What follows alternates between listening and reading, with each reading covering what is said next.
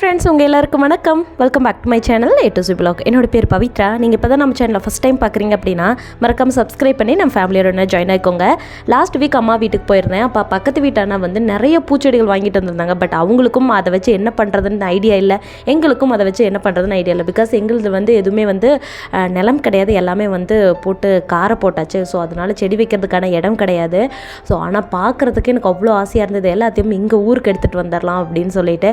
But இப்போ summer டைமில் வந்து செடிகள் மேலே புதுசாக வச்சு அதை பராமரிக்கிறது கொஞ்சம் கஷ்டம். சரி, மழை காலத்தில் வச்சுக்கலான்னு சொல்லிட்டு நான் அதெல்லாம் அப்படியே அங்கே விட்டுட்டு வந்துட்டேன். சம்மர் டைம் முடிஞ்சதுக்கு அப்புறமேட்டு மழை காலத்தப்போ ஏதாவது இன்னும் 2 பூச்செடி வாங்கிட்டு வந்து வைக்கலாம். குறிப்பாக எங்களுடைய ரோஸ் செடியை வந்து பதியம் போட்டு வைக்கலான் இருக்கோம். பார்க்கலாம், அதெல்லாம் எக்ஸிக்யூட் பண்ணுறப்ப நான் உங்களுக்கு வீடியோவில் அப்டேட் பண்ணுறேன். ஃப்ரைடே நைட் அம்மா வீட்டுக்கு போனேன். சாட்டர்டே சண்டே இருந்துட்டு சண்டே ஈவினிங்லாம் திருப்பி ஊருக்கு வந்துச்சு. ஏன்னா மண்டேலேருந்து யாஷிக்கு ஸ்கூல் இருக்குது அப்படிங்கிறதுனால. லஞ்ச் பாக்ஸ் வந்து பார்த்திங்கன்னா நான் சென்னையில் இருக்கும்போது அடிக்கடி க்ளீன் பண்ணுவேன். பட் இங்கே ஊருக்கு வந்தோடையும் இதிலெல்லாம் அதிகமாக கை வைக்கிறதே கிடையாது. ஏன்னா அந்த வேலையும் இந்த வேலையுமே செஞ்சுக்கிட்டு இருக்கிறதுக்கு டைம் கரெக்டாக இருக்குது. பட் ரொம்ப ஒரு மாதிரி அழுக்காக அசிங்கமாக இருந்ததுனால வந்து அதை நெயில் ரிமூவர் வச்சு தான் க்ளீன் பண்ணேன். அந்த ஜஸ்ட்டு காட்டன் பேட் மட்டும்தான் இருந்தது. அதில் கொஞ்சம் கூட வந்து அந்த லிக்விட்ஸ் இல்லை, எங்கிட்ட லிக்விடும் தீர்ந்து போச்சு. சரி, மைல்டாக அதில் இருக்குமே அப்படிங்கிறதுக்காக லைட்டாக தண்ணி விட்டு அந்த நெயில் ரிமூவர் பேட் வச்சு தான் அப்படியே அந்த அழுக்கெல்லாம் எடுத்தேன். ரொம்ப சூப்பராக வந்துருச்சு. பட் சம்டைம்ஸ் வந்து வரல அப்படிங்கிற இடத்துல கொஞ்சம் வேறு ஏதாவது ஷார்ப்பான ஒரு டூல் வச்சு க்ளீன் பண்ணிவிட்டு அதுக்கப்புறமேட்டு தொடச்சப்போ ரொம்ப சூப்பராக அழுக்கு வந்திருந்தது. இந்த ஸ்விட்ச் பாக்ஸு கிட்ட போய் பார்த்தோம் அப்படின்னா மைல்டாக அந்த அழுக்கு இருக்கிறது தெரியுது. பட் தூரத்துலேருந்து பார்க்கும்போது அவுட்புட் வந்து ரொம்ப சூப்பராக இருந்தது. ரொட்டீனை வந்து ப்ராப்பராக ஒரு vlog எடுக்கலான்னு பார்த்தா அது முடியவே முடியாது ஊரில். ஏன்னா யாஷிக் வந்து சம்டைம்ஸ் வந்து எந்திரிச்சிட்டான் அப்படின்னா ரொம்ப கிராங்கே என்கிட்டே அழுதுட்டு இருப்பான். அந்த டைம் வந்து நான் போட்டு வச்சுட்டு வந்த வேலையை வந்து யாராவது செஞ்சுருவாங்க. நம்ம ஃபேமிலியோடு இருக்கும்போது நம்மளுக்கு இந்த மாதிரி பெனிஃபிட்ஸ்லாம் நிறையா இருக்குது. பட் தனியாக இருக்கிறோம் அப்படின்னா எவ்வளோ நேரம் ஆனாலும் அந்த வேலை நமக்காகவே வெயிட் பண்ணிக்கிட்டு இருக்கோம். எகெயின் யாஷிக்கை கொண்டு போய் எப்படி சென்னையில் வச்சுருப்பாங்கிற ஐடியா எனக்கு இது வரைக்கும் இல்லை. இவனும் இப்போ இருப்பானாங்கிறது எனக்கு இப்போ ஒரு பெரிய சந்தேகமாக இருக்குது. பிகாஸ் அவன் வந்து இங்கே இருக்கக்கூடிய இந்த சூழ்நிலைகளுக்கு செம்ம அடாப்ட் ஆகிட்டான். ஸோ இங்கேருந்து திருப்பியும் அவனை கூட்டிகிட்டு போய் அங்கே வச்சுருந்தா அவன் இருப்பானாங்கிறது ஒரு பெரிய குவஸ்டின் மார்க்காக இருக்குது. லாஸ்ட் டைம் வீடியோவில் காட்டியிருந்தது பார்த்திங்கன்னா ஒரு ப்ரௌன் கலர் கோழி. அது வந்து பார்த்திங்கன்னா 11 கோழி குஞ்சு பொரிச்சிருச்சு. அந்த 11மே அது சூப்பராக இன்ன வரைக்கும் காப்பாற்றிட்டு இருக்கேன். தென் இந்த பிளாக் கலர் கோழி குஞ்சு இது வந்து பார்த்திங்கன்னா 10 கோழி குஞ்சு பொரிச்சிருக்கு. இதுவுமே வந்து பார்த்திங்கன்னா இப்போ வரைக்கும் ஸ்டில் இன்றைக்கி வீடியோ போடுற வரைக்குமே வந்து பார்த்திங்கன்னா நல்லபடியாக எல்லாத்தையும் காப்பாற்றிட்டு இருக்குது.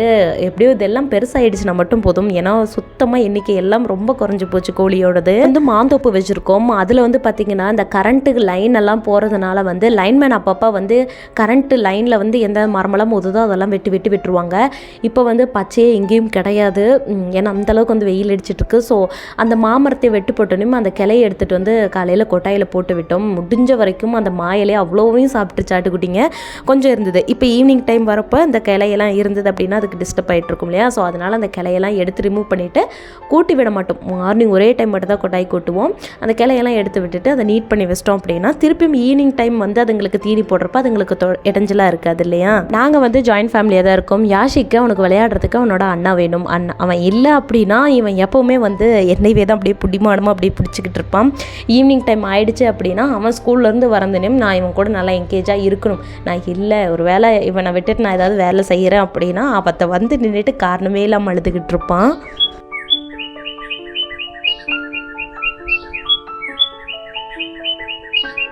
2-3 வீடியோக்கு முன்னாடி நான் சொல்லியிருந்தேன் இல்லையா, சாணி வந்து கொஞ்சம் திக்காக கரைச்சி விட்டு போட்டோம் அப்படின்னா செடிங்களுக்கு எப்பயுமே ஈரப்பதம் இருக்கும்.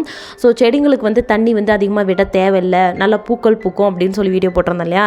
அந்த மாதிரி சாணி போட்டுட்டோம் அப்படின்னா எங்கள் பக்கத்து வீட்டுக்காரங்களோட கோழி வந்து எங்களோட செடியை போட்டு பறைச்சி எடுத்துருது. பிகாஸ் அதில் ஈரம் இருந்துகிட்டே இருக்குது. சாணம் இருக்கிறதுனால ஒரு 1 or 2 டேஸில் வந்து பார்த்திங்கன்னா அடியில் நிறைய பூச்சி வர ஆரம்பிச்சிருது. ஸோ அந்த பூச்சியை திங்கிறதுக்காக பறிச்சு இந்த மாதிரி வந்து அந்த இடத்தையே ரொம்ப நாசம் பண்ணிடுது. திருப்பியும் அந்த இடத்துல சாணம் கரைச்சி ஊற்றுறதுக்கே எனக்கு பயமாக இருக்குது, அந்தளவுக்கு இருக்குது. இந்த செம்பருத்தி செடிக்காக தான் யூடியூப்பில் அவ்வளோ வீடியோ வந்து தேடி பார்த்து அந்த டிப்ஸ் எல்லாம் கண்டுபிடிச்சேன். ஆனாலுமே இதில் வந்து ஒரு சில பிரச்சனைகள் இருக்குது. பூ நல்லா பூக்குது முன்னத்தை விட. ஆனால் மொக்கு வந்து பார்த்திங்கன்னா இந்த மாதிரி ரொம்ப மொக்காக இருக்கும் போதே காஞ்சிடுது. அந்த ஸ்டெம்ப் வந்து பார்த்திங்கன்னா மைல்டாக எல்லோ கலரில் மாறிடுது. அப்போவே வந்து இது கொட்டிடுது.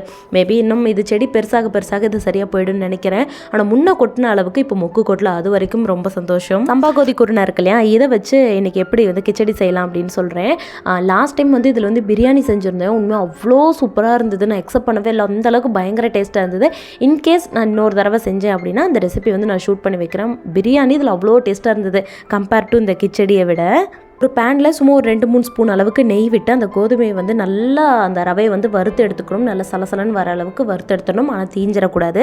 இப்போ ஒரு பெரிய பேனில் வந்து கொஞ்சம் எண்ணெய், கடுகு, கடலைப்பருப்பு, உளுத்தம்பருப்பு இதெல்லாம் போட்டுட்டு சின்ன வெங்காயம் பொடியாக நிறைய கட் பண்ணி வச்சுக்கோங்க.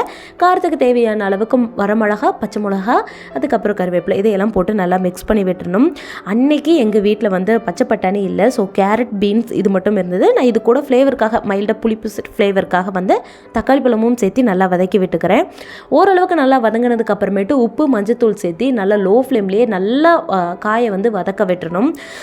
காய் ஓரளவுக்கு நல்லா வதங்கினதுக்கு அப்புறமேட்டு நம்ம தண்ணி ஊற்றிக்கணும். நான் வந்து 2 பேக்கெட் கோதுமை ரவை வந்து செய்யறதுனால எனக்கு தண்ணி கொஞ்சம் நிறையா தேவைப்பட்டது.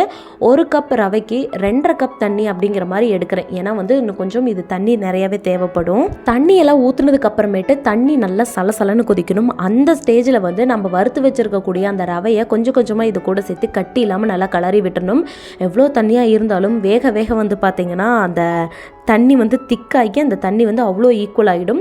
ஓரளவுக்கு கொஞ்சம் இந்த மாதிரி குழன்னு இருக்கிற ஸ்டேஜ் அப்போ மேலே கொத்தமல்லி தூவி இறக்கி விட்டுட்டு சுட சுட சாப்பிட்றத விட சூடு ஆறுனதுக்கப்புறம் சாப்பிட்டா அவ்வளோ டேஸ்ட்டாக இருக்கும். கண்டிப்பாக ஒரு தடவை ட்ரை பண்ணி பாருங்கள். மார்னிங் சாப்பிட்டா அல்டிமேட்டாக இருக்கும். நார்மல் ரவையை காட்டிலும் இது கொஞ்சம் ஹெல்தி வெர்ஷனாகவும் இருக்கும். கண்டிப்பாக ட்ரை பண்ணி பாருங்கள். அவ்வளோதாங்க. வீடியோவில் நேரம் பொறுமையாக பார்த்தமைக்கு நன்றி.